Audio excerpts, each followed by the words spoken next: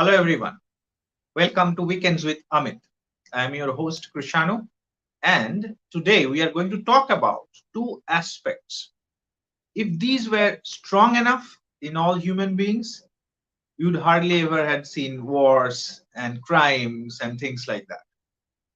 And I'm talking about compassion and empathy. To talk on this from the viewpoint of quantum activism, please help me welcome Professor Amit Goswami and Dr. Valentina Onisor. Thank you, Krishanu. Thank you. A very warm welcome to the show. The subject that we will be discussing today are compassion and empathy. Now, this, I said in the prelude, would have been the antidote of most of the things that are not good in our society. So, to elaborate on this, I would invite Professor Goswami to start the talk. Well, compassion is the everyday word. Of course, from quantum science point of view, Valentina has a whole bunch of things to say. I will not infringe on that. But empathy is what people feel confused about. What is not understood, no thanks to behavioral psychologists and a whole bunch of other therapists, they equalize empathy to local, something that is local, communicated with signals. No, empathy is different. See, the brain has neurons called mirror neurons. They mirror the activity of a person who is going through an emotional situation in front of me. My brain automatically resonates with that, and so I pick it up. And this is what we mean by sympathy. You will notice if others cry, you have a tendency of crying. If others laugh, you have a tendency of laughing. It's all due to mirror neurons. And sympathy is a phenomenon caused by the same thing. Mirror neurons pick it up, and so I feel sympathy for the other. All local with signals. I mean, this is okay, but the point is that if you pick it up, it's not good for me. You can see, right? Before there was one person crying, now there are two. What good does it do to the world? Because I really have no reason to cry. I'm crying simply because my brain picks it up without my assent, without asking me. This is actually sad. The whole thing can be avoided by developing the quality of empathy, which is non local, which is a quantum concept. Non local is a person's feelings that we pick it up, not pick up actually, that we experience by being one with the person. Non locality means signalless communication. Non local communication with another person makes me one with that person momentarily. One meaning oneness in consciousness, not oneness in body, of course not. Our bodies remain separate, but in consciousness we become one. And so I can experience what he or she is experiencing. This is very good because I can experience, so I know exactly what this person is going through.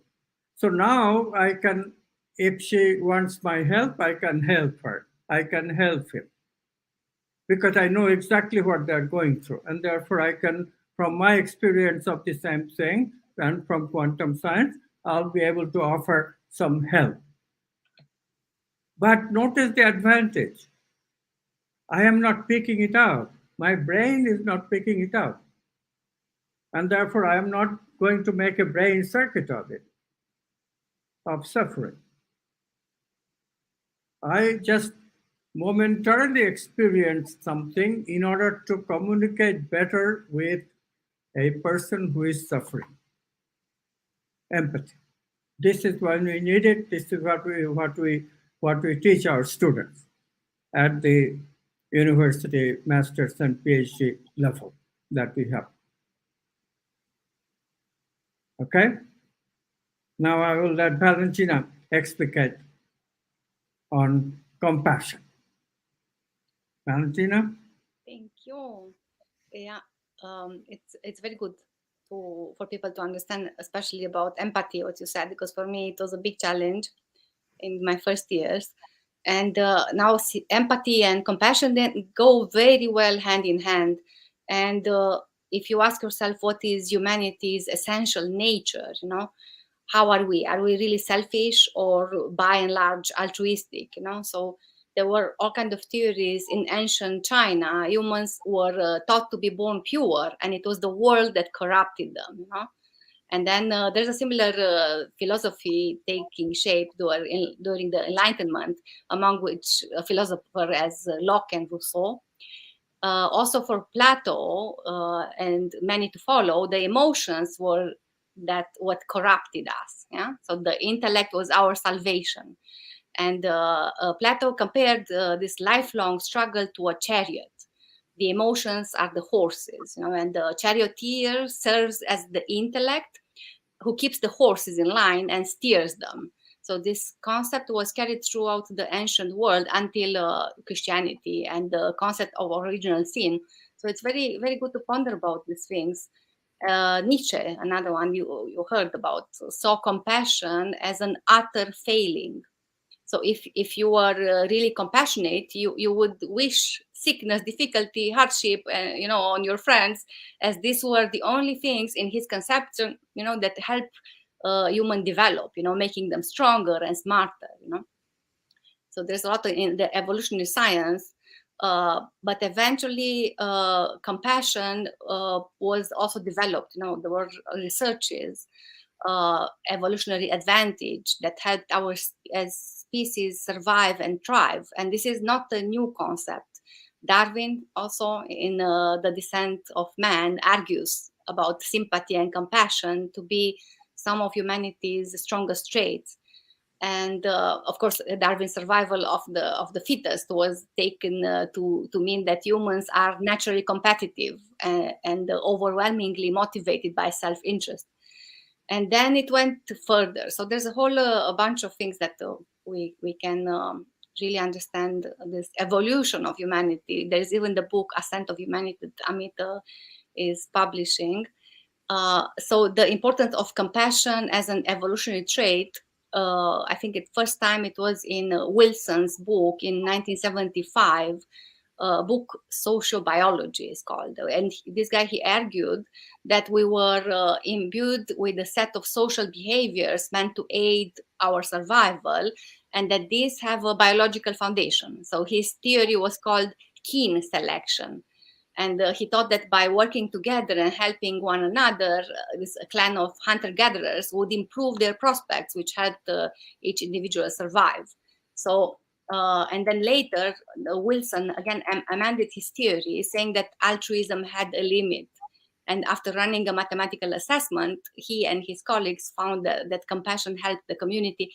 But when it came at the expense of the individual, conflict ensued. So there's a lot of debate, and eventually, again, scientists have made great strides in uncovering what they believe to be the biological basis of human compassion. And there was a study in 2012 published in the journal Brain, researchers at Mount Sinai School of Medicine in New York City, who declared that they had discovered where compassion resides in a region of the brain known as the anterior insular cortex. Yeah. So this is the epicenter for what we call the social brain, and then further research has found that much of the central nervous system contributes to what we consider altruistic thoughts and behavior. And then Emory University study followed this brain activity of participants while they helped someone in need. And researchers found that the areas of the brain responsible for feelings of happiness and reward, the caudate nuclear and the anterior cingulate, were activated when participants came to a person's aid. So while the fight or flight response is triggered by adrenaline, which prepares the body to manage danger, oxytocin, of course, is released when we act compassionately. So if you want, this is the calm and cuddle hormone that lowers our heart rate and promotes bonding. It's the very same one that floods a mother's body during breastfeeding, or lovers' bodies while making love. So again, it's again further research on what's happening when the vagus nerve is activating and this warm expansive feeling appears in the chest. So we are inviting you to come to our courses. But besides just this, a lot of study and a lot of explanation of the evolution of humanity, compassion also is the basis of all religions and all authentic spiritual paths, and it gives them life, and nourishes all these parts. So it's of course it's a very deep and a very superior feeling, I would say. For example, in the you heard the tradition of the bodhisattvas, that they are ready to give up the ultimate fusion with the divine reality in order to just remain in manifestation and serve humanity until everybody makes this leap. There's of course the example of compassion in Jesus Christ, and that's expressed in so many parables and acts in his life. Then in Islamism, you find in each of the 114 verses of the Quran, except one, it doesn't has it, but they all start with this formula: in the name of God, the merciful and full of compassion, something like that. Then you find in Jainism this feeling of compassion, not only about in regards of human beings, but also in regards of any living being. So life is considered sacred in all its forms, and that's why Jainism may be the only religion that is asking, for strict vegetarianism. And then my favorite, I have to say, is the Hindu tradition that considers that the Divine Mother takes the form of the great cosmic power Tara, and I will show the picture of Tara, in order to show compassion towards all beings, and compassion and divine grace. They go hand in hand, in order to guide them and offer her unconditional protection in need, in crossing the ocean of sufferance, how it's called. Yeah. And then if you want another tradition, the Judaic tradition, it's mentioning in many episodes the divine compassion towards human mistakes and also human sufferance. And then again, is the compassion it's in the middle of the Mahayana Buddhism tradition, because only compassion manifested towards all human beings in sufferance. In sufferance you can put here also ignorance, because ignorance is the source of all the sufferance and disease eventually. So this kind of compassion towards all human beings is enough to make a major difference between the condition of arhat, how it's called, towards the one who's aspiring on this path, which is called Hinayana, towards reaching perfect spiritual perfection is called, and the Bodhisattva path as well. Yeah, so in the Mahayana path. And eventually it takes us towards this feeling that we are really all brothers and sisters, and along ages, compassion proved to be a deep, affective connection and spiritual connection among all living creatures. And it also shows very clear that we are not alone. We are never alone. Yeah, and also just to end with this, it's because it's a wonderful subject. Sri Aurobindo, a great yogi of India, a great sage, was saying that the real steps in spiritual evolution are done only when humanity itself will make these steps, and starting with compassion. Amit? Thank you, Valentina. It was really across religious beliefs, spiritual systems. This is very clear that compassion is a key element to everyone. To wrap it up all, now over to Professor Goswami. Thank you, Krishanu. Hello, everyone again. Valentina explained more or less everything there is to know, except maybe I'll mention one thing, which is that recently a book was published, Altered Traits. The authors are Daniel Goleman and Richard Davidson, two neuroscientists who explain the fMRI, that's functional magnetic resonance imaging technique, pictures, where you can tell which brain organs are active during the time of the picture taken. It revealed that people who are long-term meditators have meditated like 30 to 40,000 hours in their whole life. Meditate on what? Meditate on loving kindness, which is another name for compassion. What happens, the brain changes. The brain, ordinary people's brain, is very locally situated. We call it ego, right? Constricted consciousness. The brain of these people are quantum brains. The different brain apparatuses move in synchrony, move in coherence, like a chorus line. This amazing coherence is a sign of quantum behavior. Also, the brain waves shift to gamma over 40 hertz. That's symptomatic of very high ability of concentration, like rocket scientists and great mathematicians. So these people have achieved a state of very high, what we call soul living. And it is evidence-based. Neuroscience has verified it. So now you decide. Is it worth going there and live happily forever after?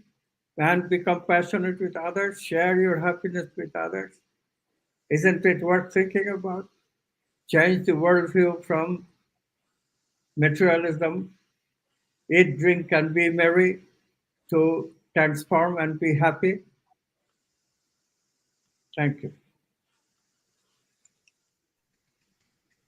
Thank you so much for being on the show. To all our viewers, please visit our website www.amitgoswami.org.